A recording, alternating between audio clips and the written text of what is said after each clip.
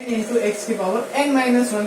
पता है यहाँ पर तो बताओ जब n का मान मैं 1 कर दूंगा तो बताओ यहाँ पर भी n का मान कितना आ जाएगा 1, और 1 में से 1 जाते हैं 0 हो जाएगा। तो बताओ यहाँ n का मान 1 बन गया मैंने, तो बताओ आंसर कितना आ गया 1, यानी dx अपॉन x का मान कितना होता है 1।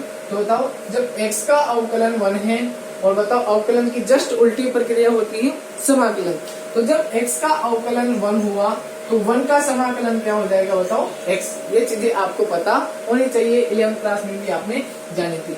यानी कि ये समाकलन का चिन्ह होता है, यानी कि अगर मैं अगर मैं 1 का अवकलन समाकलन करूं तो मुझे क्या प्राप्त होना चाहिए बताओ x प्राप्त होना चाहिए। ऐसे ही बताओ आपको पता है अगर x की पावर n का मैं समाकलन करूं तो वो होता है x की power n plus 1 upon n plus 1। अच्छा आपको ये चीजें पता होनी चाहिए, निश्चित समाकलन और अनिश्चित समाकलन क्या होते हैं वो रेट करिएगा। निश्चित समाकलन का मतलब होता है ऐसा समाकलन जिसकी सीमा है निश्चित हो, यानी कि उसमें यहाँ पर कुछ सीमाएं आती है, जबकि यहाँ पर सीमाएं नहीं दी गई तो हम क्या करेंगे इसको अनिश्चित समाकलन दे देंगे। और अनिश्चित समाकलन के लिए हमें, क्योंकि हमें पता नहीं है कि वो अनिश्चितता क्या है, तो उस अनिश्चितता को खत्म करने के लिए हम यहाँ पर प्लस सी कर देते हैं, तो वो अनिश्चित समाकलन बन जाता है। और अगर निश्चित समाकलन हो तो यह सी अपने आप हट जाता है और यहाँ पर कुछ सीमाएं आ जाती है। आपको ये जानकारी पता होना चाहिए। तो इस प्रकार की कुछ चीजें थी जो मैंने आपको बताई। ये सब चीजें गणित की ही देखो, गणित के विद्यार्थियों को बहुत आसानी से ये चीजें समझ में आ रही होगी। हो सकता है बायो वालों को कुछ दिक्कत हो, लेकिन वे भी जब हम धीरे धीरे इनकी प्रैक्टिस करेंगे तो उनके रिदम में भी ये चीजें आराम से आ जाएगी। अच्छा एक चीज और मैं आपको बताना भूल गया कि बताओ जो log x होता है, log x इसका अवकलन आप जानते होंगे क्या होता है बताओ 1 अपॉन x। तो बताओ जब log x का अवकलन 1 अपॉन x हुआ तो 1 अपॉन x का समाकलन क्या हो जाएगा बताओ log x हो जाएगा। ये सब चीजें आपको जानकारी में होनी चाहिए, तो गौर करिएगा। अब इसको दिखाना स्टार्ट करते हैं आप वहीं पे, तो आप सामने ऐसे टॉपिक डालो नोट करके, ये सब चीजें अपन की जानकारी के लिए हम कर रहे हैं। तो यहाँ पर लिखो कुछ लघु गणकीय, यहाँ पर लिखो कुछ लघु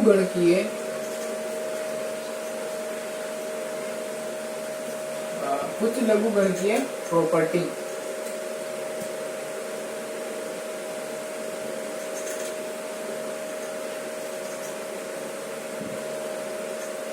पहला इसमें लिखना, बताओ मैंने अभी भी आपको बताया था, जैसे बोलते हैं log m into n to the base e।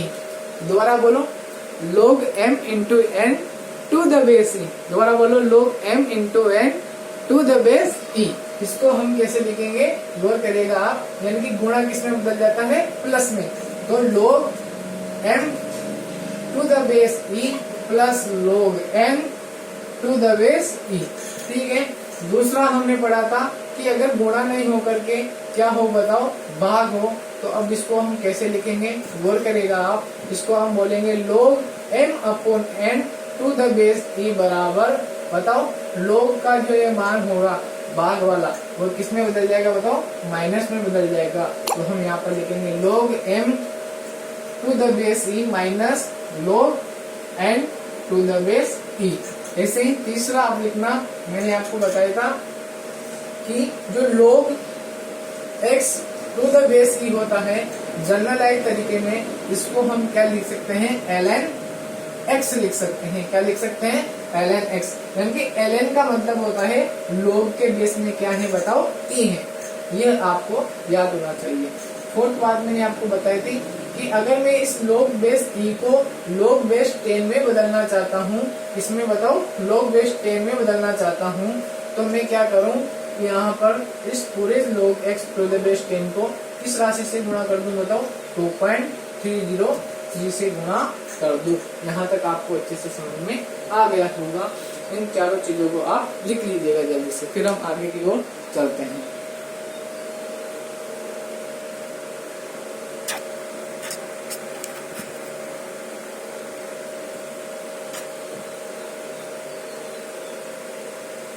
कर ले हो गया यहाँ तक नोट। अब हम कुछ निश्चित समाकलनों के बारे में भी पढ़ लेते हैं। सॉरी, अनिश्चित कुछ भी बोलो तो आप अगला हेडिंग डालिएगा जल्दी से।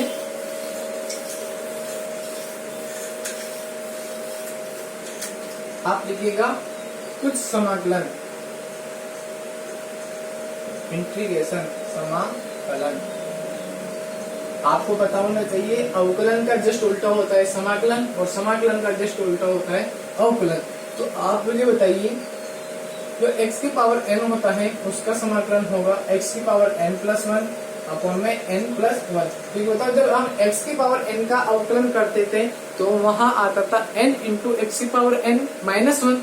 अब बताओ, जब हमने अवकलन किया तो n में से एक कम हुआ यानी कि n-1। अब की बार हम क्या करेंगे, समाकलन कर रहे हैं तो n का मान जब वहां पर कम हो रहा था तो समाकलन में क्या हो जाएगा, बढ़ जाएगा। इसलिए समाकलन में n की जगह n+1 आ जाता है, जबकि अवकलन में n-1 आता है, क्योंकि ये दोनों एक दूसरे की विपरीत प्रक्रिया है।